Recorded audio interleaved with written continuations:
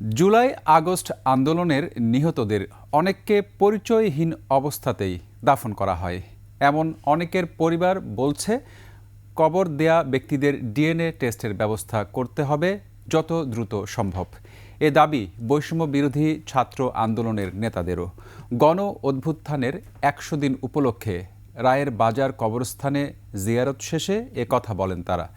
এদিকে আহতদের পূর্ণাঙ্গ তালিকা না থাকায় তারা সুচিকিৎসা থেকে বঞ্চিত হচ্ছে বলেও জানান ছাত্রনেতারা। মফিউর রহমানের রিপোর্ট। জুলাই ২০২৪ কোটা আন্দোলন থেকে ফ্যাসিবাদের বিরুদ্ধে ফুঁসে ওঠে ছাত্র জনতা। হাজারো প্রাণের বিনিময়ে তার রূপ নেয় গণ অভ্যুত্থানে। ৫ই আগস্ট পতন ঘটে স্বৈরাচার হাসিনার।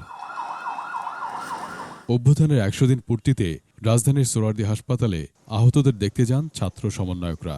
কথা বলেন বিভীষিকার সেই দিনগুলোতে আহতদের সঙ্গে।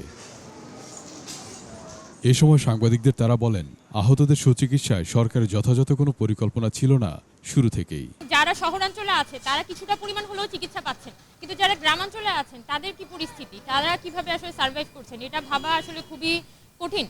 এবং সরকারের পক্ষ থেকে শুধুমাত্র ঢাকা কেন্দ্রিকভাবে চিকিৎসা ব্যবস্থাটাকে এখনো পর্যন্ত সীমাবদ্ধ করে রাখা হয়েছে। সারা বাংলাদেশে তাদের যেভাবে ছড়িয়ে চিকিৎসা সেবাটা দেওয়া দরকার ছিল, সেটা সরকার এখনো পর্যন্ত করতে পারেনি। পরে রায়ের বাজার কবরস্থানে যান নিহতের স্বজন ও সমন্বয়করা। আন্দোলনের শহীদদের রুহের মাগফিরাত কামনা শেষে সৃষ্টি হয় আবেগঘন পরিবেশের। আমার বাবা বলছিল, আচ্ছা বাবা তুমি সাবধানে ফিরে আসো। তাছাড়া আমার এটাই ছিল আমার লাস্ট কথা।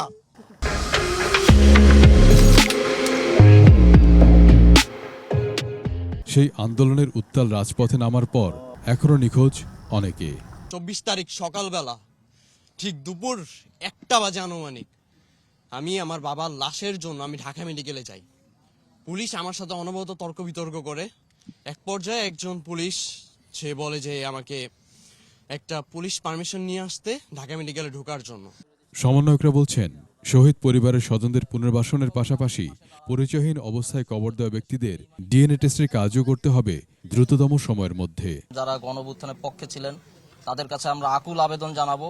বৈষম্য বিরোধী ছাত্র আন্দোলন সহ আমরা যারাই বর্তমানে ফ্যাসিস্টদের বিচারের দাবিতে, আমাদের আহত ভাই বোন এবং শহীদ ভাই বোনদের বিচারের দাবিতে, তাদের সহায়তা এবং পুনর্বাসনের দাবিতে রাজপথে সক্রিয় আছি।